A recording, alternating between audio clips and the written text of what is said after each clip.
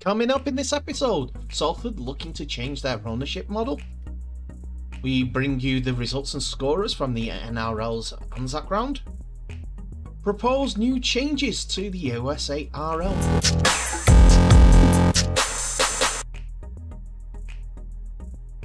Hello ladies and gentlemen, and welcome back to the channel Held Dominance. Anthony here. Please remember to like and subscribe, and also click the notification bell if you enjoy what you've seen and if you want to see more. So we have 3 stories for you today. Firstly, we're going to go to America, as there's been a couple of changes in attempts to help USARL grow. First of all, it was announced back in March 26th of March 2023, that Peter Ilfield, chairman of the US Association of Rugby League Inc., has announced his retirement from his position after 16 years of service to the sport in the USA. Mr. Ilfield has served as the chairman of the USARL since 2011 and USARL Inc. since 2014, when the International Rugby League regulations required the governing bodies to be incorporated as a non-profit organisation. He has been instrumental in the development and promotion of rugby league in the USA and beyond. A former player and coach in Australia, Mr. Ilfield became an NRL accredited high performance coach.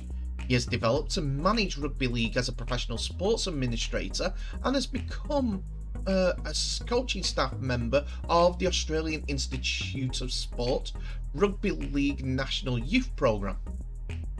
Salford's senior football career saw him have 12 years with the Maitland Pumpkin Pickers. He also had a premiership winning season with New South Wales Hunter Valley Group 21 club, Scone Thoroughbreds. Coached by former internationals Terry Pantovitz, Donna Brandy Adams, and the likes of Gary Sullivan and St George Illawarra, and New Zealand NRL referees boss Robert Finch, Mr. Ilfield gleaned considerable knowledge from these rugby league greats and instilled his lifelong passion for the game into his own processes. He spearheaded the preparation of the elite squads for the Newcastle Knights, Western Australia Rugby League and the Western Reds RLFC. He was also a key component in the development of the sport at all levels. After arriving in the US in 2006, he became the head coach of the Philadelphia Fight in 2007, and then the chairman and head coach in 2008 through to 2014, collecting 3 USA championships along the way. He said about his retirement and the growth of rugby league, assisting with the growth of rugby league in the US was a pleasure, no more than my time at the Philadelphia Flight. It was an exciting period and well managed by the likes of some hard-working people, like none other than Ryan McGough and the late David Bowe. Ryan focused on club admin, David on the matchday logistics and programs. Their individual roles left the on-field performance up to me. Mr. Ilford's last act as chairman was to initiate the joint process to review the governance model of the sport in the USA under the stewardship of Troy Grant, the International Rugby League chairman. He also acted ultimately to reform the process of the USARL's governance model, and which was ratified under the interim USARL Inc. board under the International Rugby League guidance. Speaking of that guidance, the USARL have approved a new constitution prior to the 2023 season. The move paves the way for all interested clubs to apply for membership, which will be vetted by a transition commission, including America's Rugby League regional manager Romeo Monteith, on behalf of the International Rugby League that was formed in June 2022. The new constitution is based on a result of a wide-ranging reform process that started in late 2021 following an agreement between the governing body and International Rugby League to review the governance structure of the game in the world's largest sport market.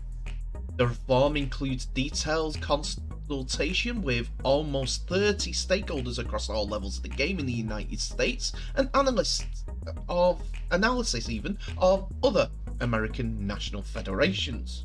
In the new structure, eligible clubs, leagues, and those that want to participate in the organisation's competitions this season will be responsible for electing a board after all 2023 championships have been completed.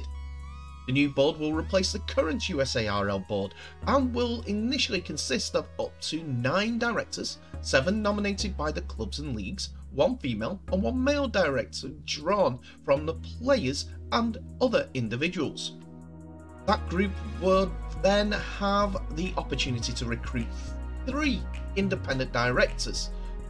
America's Rugby League regional manager Romeo Monteith said, "The adoption of the new constitution is a pivotal moment for the game in the USA. We look forward to the participants of clubs, leagues and individuals in the new governance process. All clubs and leagues interested in applying for membership are invited to contact their transition commission through either Romeo Monteith, billy.neilson and Drew Slover via the European Rugby League, USARL and Jacksonville X-Men email addresses individually."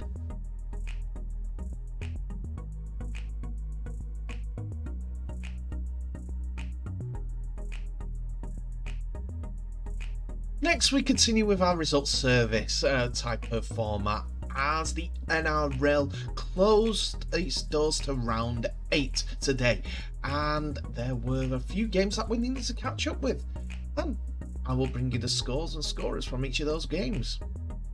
So we've already brought you the Thursday game between the Rabbitohs and the Panthers, leading to a Panthers win 20 points to 18, and also Parramatta Eels defeat to the Brisbane Broncos 26 points to 16. But we have got 6 more games to go through. First of all, the Sharks came away with the victory at Canterbury Bankstown Bulldogs 20 points to 33. The player of note in this game was Will Kennedy, as he got a first half hat-trick. First of all, opening a try, scoring up in 6 minutes, then the 9th, then the 22nd after Braden Burns made a response for the Bulldogs. It was Declan Casey who closed out the half with the final points, albeit with a Matt Burton conversion, but a half-time lead of 18 points to 14 thanks to Will Kennedy and Nico Hines' boots converting 3 from 3 means the Sharks went into the sheds in positive mood.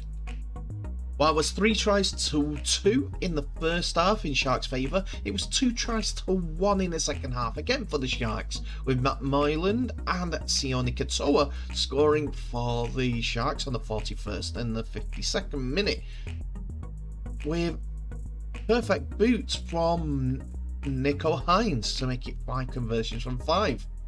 Corey Waddell scored on the 67th minute for the Bulldogs, which Carl Flanagan added the extras. But a penalty goal apiece throughout the game, one on the 4th minute from Matt Burton and one on the 75th minute, as well as a 79th minute drop goal, closed out the game scoring, with the Bulldogs not cutting it against the Sharks. Final score, 33 points to 20. Saturday closed with the Cowboys facing the Knights, and it was 1 goal kick the difference between the 2 games. Murray Tuilagi may have gone to the sin bin for a late hit on the Knights outside back, but it was Robson that opened the scoring for the Cowboys, returned by Greg Mayhew by the Knights, before Carl Felt stretched his little finger in as the rest of his body was out of the field of play to score a fantastic right edge try. Dominic Young scored after the second half, kicked off with a the 47th minute try, before Tom Dearden got on the scoring after Lachlan Fitzgibbon scored on the 56th minute. Dominic Young's try wasn't converted out of the 3 for the Knights, otherwise it could have been so much different. Lachlan Miller kicked 2 from 3, while Valentine Holmes kicked 3 from 3. Sunday saw the Dolphins host the Gold Coast Titans, and the Dolphins came away with the win, 28 points to 26. All 26 points of the Gold Coast Titans came in the first half when they had control of the ball. Chris Randall, Isaac Liu, Tino Fasamalawe and Tane Boyd all went over for 4 tries, as well as a penalty from Boyd on the 8th minute, with Boyd converting all 4 tries, completing the scoring for Gold Coast Titans by the 28th minute. Then the Dolphins got a sniff. Robert Jennings scored on the 33rd minute to give us, with Jermaine Isako kicking the conversion, to give the halftime scorers some little bit of gloss with 26 points to 6. But the Dolphins came barreling along with Mark Nichols, Jared Wallace, Robert Jennings with his second after bombing a try beforehand, and Ewan Aitken scoring on the 74th minute. Jermaine Isako finished with numbers of 4 from 5, but it was enough for the Dolphins to come away with another win after a stodgy mid-season. Sunday closed out with the West Tigers putting up a brave effort against the Manly Seagulls, but it was the Seagulls that came away with a win, 22 points to 16. Daly Cherry Evans, Halumi Olakatoa got the first half up and running for the Manly Seagulls, as well as Ruben Garrett kicking 2 from 2. But Charlie Stain scored just before half-time, had a spectacular corner try on the 35th minute, gave the Tigers some hope. Api Coruscant and Stafford Toa scored 8 minutes apart, 55 and 63 minutes, to give the lead to West Tigers. Brandon Wakeham only converting 1 of those tries. But Jason Saab and 2 penalties from Ruben Garrick, as well as a Garrick conversion, was enough to close out the second half in the Seagulls' favour, in what was worsening weather as the game went on. Tigers lose out 22 points to 16.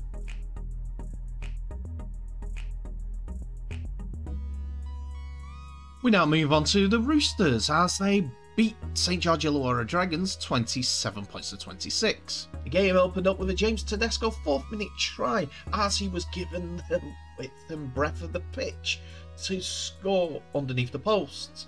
Joseph Suali'i scored the conversion. Tatu Moga scored on the 15th minute to equalise for the Dragons, with Zach Lomax adding the conversion. Victor Radley then went over for a try on the 20th minute. Then it was Luke Keary that got a try on the 28th minute.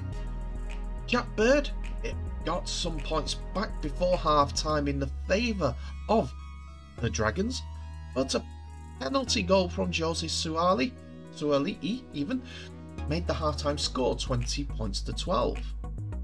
This gave the match some interest after St George Illawarra came out with some purpose. First of all, Moga scored on after a Joseph Manu try on the 45th minute. Moga scored on the 50th minute, with Terrell Sloan on the 52nd minute, and Moga getting his hat-trick on the 58th minute. There was a sin binning for Victor Radley, and the ascendancy was all in the Dragons' favour. 3 conversions out of 5 compared with a perfect boot day for Suali'i, with 5 from 5 attempted conversions, and also Luke Keary's goal on the 73rd minute made this tight affair go one direction: Sydney. Now to close out Anzac round, we have the Melbourne Storm beating New Zealand Warriors 30 points to 22. It was the Warriors that led at half-time 18 points to 12, but I think the injuries and a sin binning for Dylan Walker just before half-time was enough to get the Storm the lead. Now, Jackson Ford opened the scoring for the Warriors with Dalin Watene-Zelezniak scoring on the 10th minute with 2 conversions from 2 from Sean Johnson, which was made 3 from 3 after adding Fanua Blake's got a converted try on the 20th minute. Justin Olam scored just before Fanua Blake's try on the 14th minute, and Cameron Munster was given an easy run to the line on the 34th minute. Both tries were converted by Nick Meaney, and he went on to score 3 more after Dalin Watene-Zelezniak scored on the 44th minute, and 2 of those tries were converted tries by Nick Meaney, 47th and the 56th minute. Harry Grant completed the scoring on the 75th minute, but the Storm were put under a test by a Warrior side that are getting better with every game this season, despite the injury situation. So here is the round 8 ladder as the 17 teams shape up the top of the table and the bottom of the table. Now things have gone. Remember, every team that has a bye week gets 2 points for not playing. Anyway, Brisbane Broncos lead the way 3 points clear of the Manly Seagulls with 14 points. Next comes the Penrith Panthers on 10 points, with South Sydney and Cronulla Sharks joined by Melbourne Storm, and slipping down the table with their loss to Melbourne Storm, the New Zealand Warriors, with the Dolphins and Sydney Roosters also on 10 points as well. Gold Coast Titans and Canberra Raiders, who had the week off, got 8 points, and Canberra Raiders went up the table with their bye 2 points given to them. They're now in 11th place.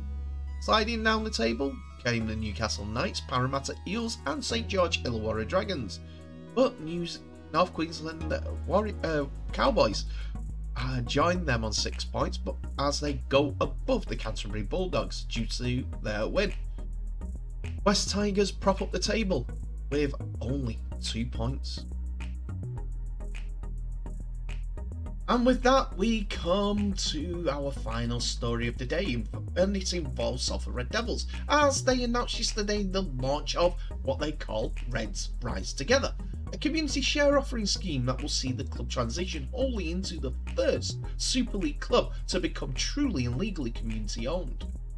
A statement from the Red Devils read, "We know that sports clubs are really owned by their communities of fans who care about them, but now we're linking up that moral ownership with real, tangible, legal ownership. Reds Rise Together is a community share offering which allows an individual to purchase a share in the club's holdings company, now a Community Benefit Society, CBS, entitling them to a vote of and eligibility to stand for election to the CBS board. Along with a host of other benefits, the overriding benefit is a collective one, meaning that together we can take better control over the future of our club and continue to add meaningful value to our community. This is a scheme that is hopefully trying to produce funds and also interest back into the Salford Red Devils product. And commenting on that, the Salford Red Devils Managing Director Paul King said, "This year we are celebrating our 150th year of the club at the heart of its community. Now we're growing that community as well as placing it at the heart of the club. The game has changed. IMG are in the business, and with that comes forward-thinking approach to how we move forward. For years, whenever we are close to something, we've had to sell our best players. This year we opted to change that. Now by doing this, it allows us to maintain a competitive playing squad and gives us a real chance to win the biggest prizes in the game. We have a fundamental belief that the sport belongs to the people, not a sole person, and by doing that, this will create the opportunity for such like-minded individuals to join us and do something really special. So this is quite unique compared to, well, it's actually unique compared to many of the clubs that are out there. It's an interesting model and could generate some interesting results. Just don't know at this point, but Salford will have to see over the years how it will progress for Salford, bringing it back to the community. There are other models out there that people use, like the membership scheme. Salford still run a membership scheme, which is available to quite a few people. But now they're going with become involved in the club, become a shareholder. Interesting take on it all. Tell me what your thoughts are in the comment section below. Are Salford doing the right thing? Or is this meaning that they need to get more money ASAP? And that's it, ladies and gentlemen. Thank you so much for watching. Please remember to like, subscribe and share this video worldwide, as well as clicking our little notification bell for any updates on new videos that may be coming your way in the near future. Tell me what your thoughts are in today's episode in the comment section below, as there's a lot to go through. Do you think that the NRL is going to a different level with the Brisbane Broncos being in pole position? Or are they just waiting for the other teams to kick into another gear and the playoff picture will be as you were? So for Red Devils ownership model, as I said, comment. Tell me what your thoughts are. And finally, the first story, the USARL, are they going down the right route? It's all open for suggestion and open for discussion. Just please, as always, be respectful. Anyway, thank you for your time. Please remember to share this video worldwide. And I'll end the episode as I always do by wishing you all the very best. So please stay safe, and I'll see you in the next episode.